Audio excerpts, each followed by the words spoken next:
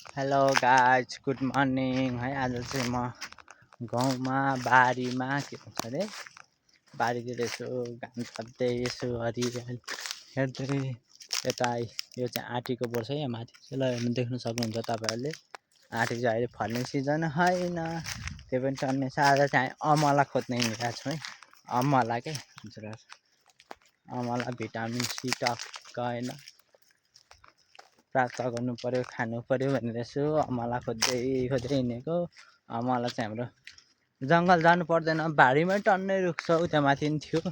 तर अहिले चाहिँ म तल आइसकेँ घर मुनि, त्यही भएर अमला चाहिँ बारीभरि छ। हेर्नुहोस् यहाँ पनि छ, लटरममा देख्न सक्नुहुन्छ। यहाँनिर यस्तरी फलिरहेछ है।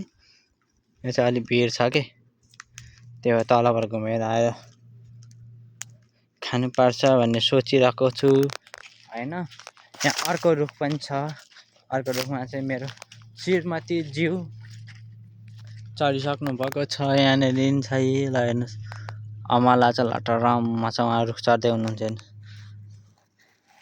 हेलो सुन्दरीजी, के छ?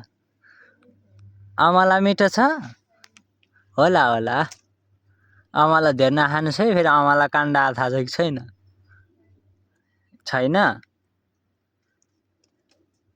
उहाँ चाहिँ यहाँ यस्तरी अमला टिप्दै हुनुहुन्छ है प्लास्टिकमा।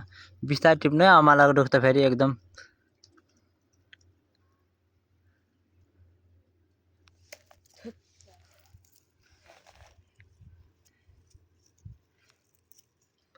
यहाँ चाहिँ अमला डेन्जर फलेको छ। यो अमला हजुरहरूलाई नि खान मन छ भने यसो कमेन्ट गर्नु है।